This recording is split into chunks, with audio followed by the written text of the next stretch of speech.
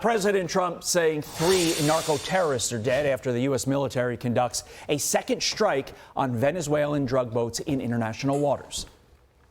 We have proof. All you have to do is look at the cargo that was like it's spattered all over the ocean. Big bags of cocaine and fentanyl all over the place. But we have noticed that there are no ships in the ocean anymore. We're seeing that there's like no ships, when the first one we went, there were hundreds of boats. Now there are no boats. I wonder why.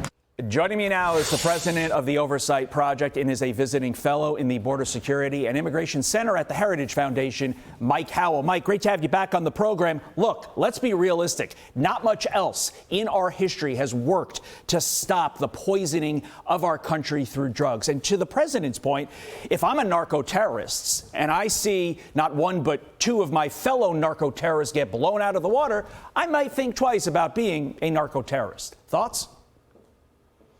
Yeah, you're absolutely right. This is the only language that the cartels speak. It's power and it's force.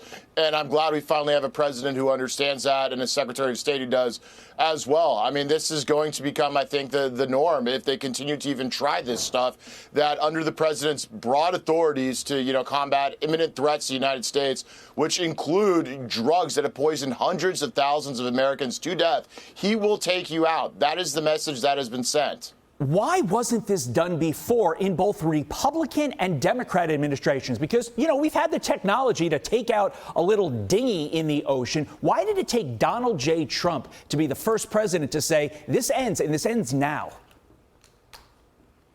Yeah, I think the establishment here in Washington, D.C. has used the massive kind of resources and authorities that have come, in the post-9/11 war for their own foreign interventionism as opposed to protecting the United States in our own backyard. And so you have an administration that understands that it is their mandate to protect, American first interest. And the thing that is hurting our people like the most right now is the flooding of our communities with fentanyl that have accompanied the illegal migration waves that have been ushered in by the Biden administration and in some aspects condoned by some elements on the right. And so this is a different administration that is using these very strong authorities for the purposes they told all Americans they were going to do going into this election. So it's keeping the promises that were made. 15 seconds to you, Mike. How do you expect the narco-terrorists to adapt?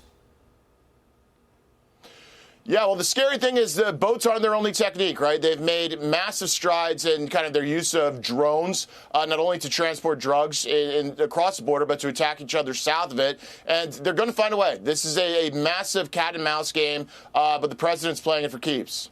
Mike Howell, a pleasure to always have you on. You're always such good answers, such quick answers, and such insightful answers. You get it all in, and we appreciate it. Thank you, Mike.